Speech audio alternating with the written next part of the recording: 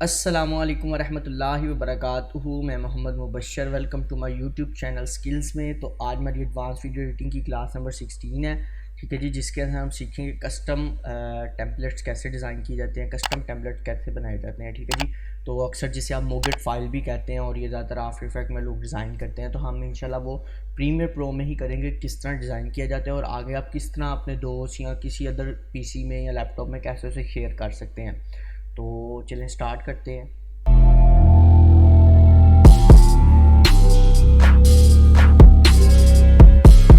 जी, तो हम अपने एडोब प्रीमियर प्रो में आ चुके हैं। तो यहाँ पर मैंने पिछली बार की तरह यहीं पर सारा कुछ ओके ऑन करके रखा हुआ है। सबसे पहले हम सिंपली क्या करेंगे, जैसा मैंने आपको बताया था कि मैंने यहाँ पर एक ऑप्शन जो रह गया था वो भी मैंने छोड़ दिया था और वो भी मैं अभी आपको सिखाऊंगा। लेकिन उससे पहले हम क्या करेंगे कि यहाँ पर मैं आपको कुछ बताता जाऊँ कि यहाँ पर काफ़ी ज़्यादा टेम्पलेट्स, जो कस्टम्स टेम्पलेट्स होती हैं, वो काफ़ी ज़्यादा प्रीमियर प्रो ने बाय डिफ़ॉल्ट आपको दी होती है, ठीक है। जिस तरह के मैं आपको दिखाता हूँ, एक ये है लोगो का भी आप देख सकते हैं, ट्रांजैक्शंस भी इधर दी हैं, जिस तरह की स्पोर्ट ट्रांजैक्शन है, ठीक है जी।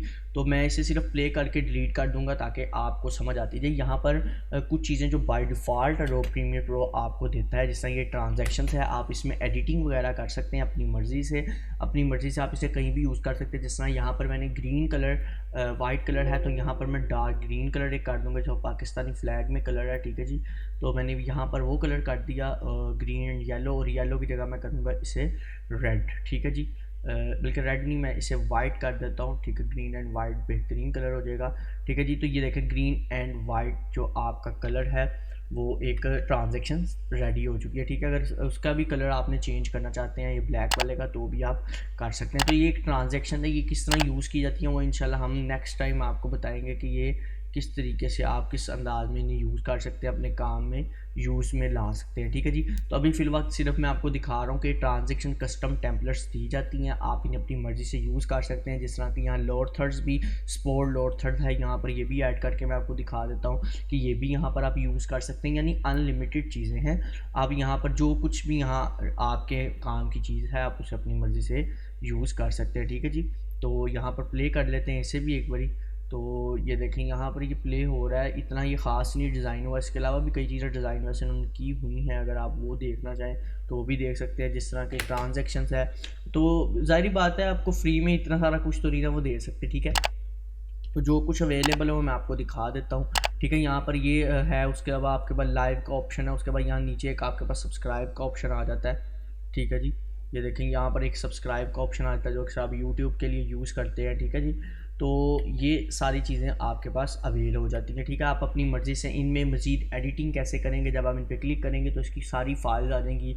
इसमें कौन कौन से उन्होंने इफ़ेक्ट यूज़ किए हैं, कौन कौन सा टाइटल यूज़ किया, मतलब टूल्स यूज़ किए हैं, क्लिपिंग किया है, किसे क्या नहीं किया, वो सारा आपको यहाँ बता दिया जाएगा कि आप इसमें मज़ीद एडिटिंग कर सकते हैं। जिस तरह कि मैं सिर्फ अभी यहाँ सिंपल एक टेक्स्ट को पकड़ लेता हूँ, ठीक है। टेक्स्ट में चल जाता हूँ, तो यहाँ जो उन्होंने सब्सक्राइब लिखा हुआ है, मुझे ये फ़ॉन्ट अच्छा नहीं लग रहा, तो सिंपली मैं क्या करूँगा, यहाँ से इसका जो फ़ॉन्ट है वो चेंज कर दूँगा, ठीक है जी। यहाँ पर मेरे पास एक फ़ॉन्ट है, तो ये देखें मैंने इसका फ़ॉन्ट चेंज कर दिया।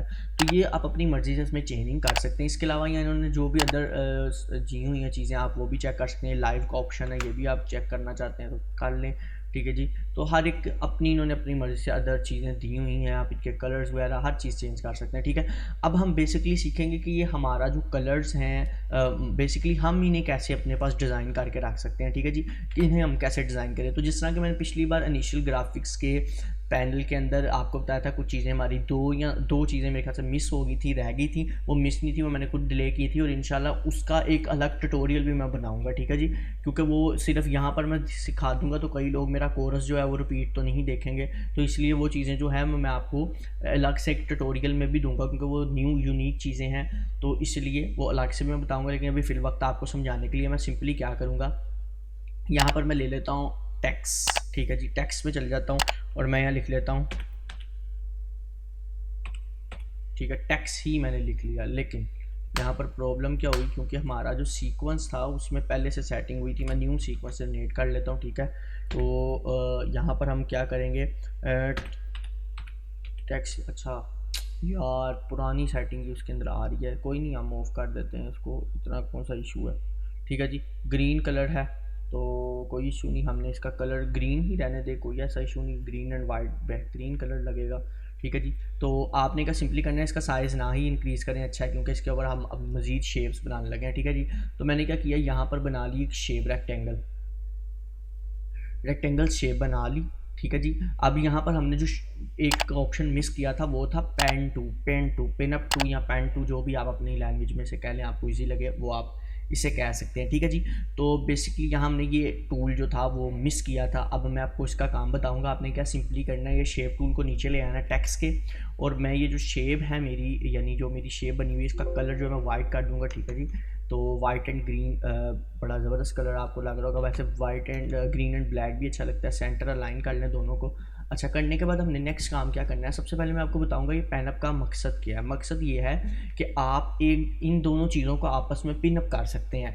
पहले हम करेंगे टेक्स्ट को शेप के साथ पिन अप, फिर शेप को टेक्स्ट के साथ पिन अप करेंगे। क्या करेंगे, सबसे पहले हम करेंगे इसे पिन अप टेक्स्ट को शेप के साथ। किस तरह, हमने टेक्स्ट को सिलेक्ट किया, सिलेक्ट करने के बाद हम चले गए नीचे पिन अप के ऑप्शन में। पिन अप के ऑप्शन में यहाँ आपके पास अवेलेबल जो ऑप्शन है वो लिखा हुआ है शेप 1, जिस तरह कि यहाँ पर आपके पास नाम आ रहा है। तो हम शेप 1 सेलेक्ट कर लेंगे और यहाँ पर सेंटर में क्लिक करेंगे। ठीक है, नाम लेफ्ट करेंगे ना राइट, सेंटर में से पिन अप करेंगे। जिस तरह पिन अप कर देंगे, तो अब अगर मैं यहाँ से अपना शेप को सिलेक्ट कर लेता हूँ, फिर आपने शेप को सिलेक्ट करना है, और शेप को सिलेक्ट करने के बाद अगर मैं यहाँ से कोई भी अपने मूव टूल से या सिलेक्शन टूल से इस शेप को जहाँ पर भी मूव करूँगा, मेरा टेक्स्ट साथ ही मूव होगा, क्योंकि ये इसके साथ पिन अप हो चुका है। ठीक है, अगर मैं इसे स्टिच करता हूँ या इसे ऊपर नीचे करता हूँ, तो ये मेरी शेप के साथ ही पिन अप वगैरह हो चुका है, और इसलिए उसके साथ ही स्टिच वगैरह होगा। ठीक है जी। अगर मैं इसे यहाँ से साइड से बड़ा करता हूँ, तो ये मेरी शेप के साथ ही सारा वर्क करेगा। ठीक है, तो यहाँ पर ये जो बेसिकली बाहर आ रहा है, ये मेरे फ़ॉन्ट का भी कुछ है मामला, इसकी वजह से आ रहा है, कोई ऐसा इशू नहीं। लेकिन ये देखें वर्क आपके शेप के साथ ही कर रहा है। ठीक है, जिस तरह आप शेप के साथ वर्क कराएंगे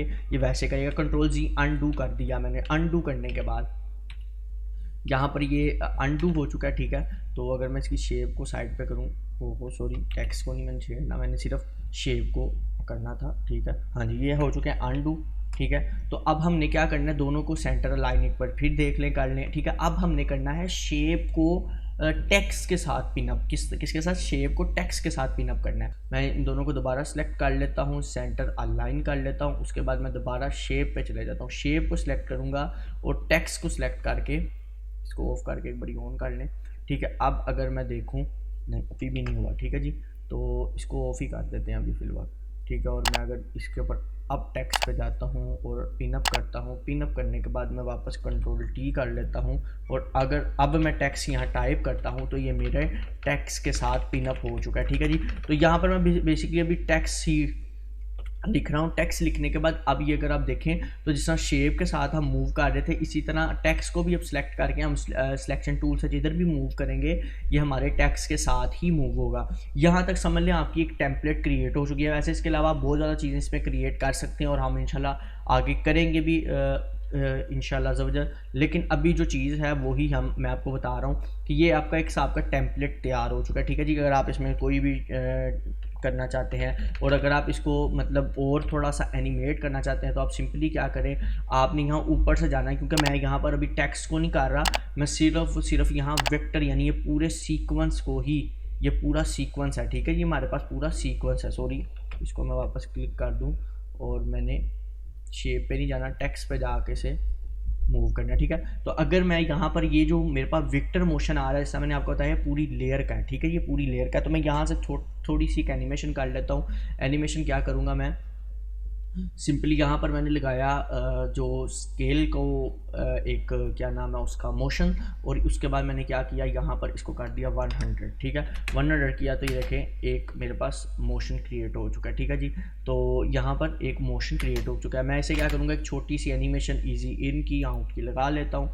ठीक है, ईजी आउट इन लगा लेते हैं। ठीक है जी, इन लगाने के बाद मैं क्या करूँगा, इसकी थोड़ी सी जो मेरे पास है ट्रांजैक्शन वैल्यू, मतलब इसका ग्राफ। अच्छा, यहाँ पर जब भी आप स्केल को ट्रांजैक्शन वो लगाते हैं ना की फ्रेम, तो यहाँ पर दो आपके पास फ्रेम्स आते हैं। ठीक है, ये अपने ज़हन में आपने रखना, दो ग्राफ आते हैं, इसलिए मैंने इसको कोरस से अभी साइड पे ही रखा है, ताकि ये अलग से मैं आपको समझाऊंगा कि इसके अंदर दो ग्राफ आ जाते हैं, एक वर्टिकली एक हॉरिजॉन्टली। ठीक है जी, तो ये देखें दो ग्राफ है, मैंने इसे एडिट किया, तो ये देखें कितने अच्छे तरीके से ये पॉप अप हो रहा है, ठीक है जी। तो ये पॉप अप हो रहा है, ठीक है। अब ये हमारी एक मिसाल की बन चुकी है, एक लोड थर्ड्स या एक मोगेट फाइल या एक जो टेम्पलेट, ठीक है जी। अब हमने इसे सेव कैसे करना है, सेव सिंपली किस तरह करना है, हमने करेंगे यहाँ पर अपने टेक्स्ट पे जाके, इसको बड़ा कर लेते हैं, टेक्स्ट पे जाके राइट क्लिक करेंगे और राइट क्लिक करने के बाद यहाँ लिखा है export as a motion templates. इसे मोगेट फाइल भी इसलिए कहा जाता है, मोशन ग्राफिक्स टी से मेरे ख्याल टेम्पलेट ही होगा, तो मोशन ग्राफिक फाइल कह लेंगे जो भी। आप इस पर क्लिक करेंगे, क्लिक करने के बाद ये थोड़ा सा टाइम लेगा। अच्छा, यहाँ पर जिस तरह ही आपके पास आ जाएगा, तो चूंकि मैंने इस सीक्वेंस का अपने जो प्रोजेक्ट का नाम क्लास 16 रखा था, तो इसलिए यहाँ पर ये आ रहा है। लेकिन यहाँ पर आपके पास जो ये लोकल टेम्पलेट का फोल्डर का ऑप्शन आ रहा है ना, इसका बेसिकली क्या मकसद है पहले मैं आपको बता दूँ। यहाँ पर आपके पास ब्राउज़र आ रहा है इस वक्त, अगर मैं इसे यहाँ पर सेव करता हूँ, ठीक है, अगर मैं इसे यहाँ पर सेव कर लेता हूँ और मैं सिर्फ इसका नाम यहाँ पर भी दे देता हूँ टेक्स्ट, ठीक है, मैंने टेक्स्ट का नाम दिया और मैंने इसे सेव कर दिया। जिस तरह ही मैं इसे यहाँ सेव करूँगा ना, तो ये यहाँ थोड़ा सा टाइम लेगा और मेरे यहाँ पर फोल्डर में ये ऐड हो जाएगा, ठीक है जी। अभी यहाँ पर ऐड हो जाएगा, ये देखें यहाँ पर टेक्स्ट मेरे पास ऐड हो गया। थोड़ा वेट करेगा क्योंकि सारी बात है ग्राफिक्स है, तो यहाँ पर ये ऐड हो जाएगा। अगर मैं इसे यहाँ से डिलीट भी कर देता हूँ तो मैं नेक्स्ट टाइम यहाँ से इसे ऐड पकड़ के यहाँ पर ले आऊँगा, ठीक है। तो इसके अंदर देखें वही सारे मोशंस ऐड हैं, ठीक है, वही सारे मोशंस ऐड हैं। अगर मैं इसमें मज़ीद एडिटिंग करना चाहता हूँ तो मैं इस पर क्लिक कर दूंगा। क्लिक करने के बाद टी का बटन अगर मैं प्रेस करूँ तो ये देखें यहाँ पर मैंने टी का बटन प्रेस किया, तो ये देखें यहाँ पर जो भी मैं ऐड करना चाह रहा हूँ, उसमें अपना नाम ऐड कर लिया। नाम ऐड करने के बाद मैंने सिंपली क्या करना है, इसे सारे को स्मॉल कर देना है। स्मॉल करने के बाद मैं अगर एक मिसाल है यहाँ मेरी वीडियो चल रही है तो मैं यहाँ से साइड पे रख दूंगा, ठीक है। साइड पे रखने के बाद ये एक आपका लोड थर्ड डिज़ाइन हो गया, ये देखें एक लोड थर्ड्स डिज़ाइन हो चुका है, ठीक है।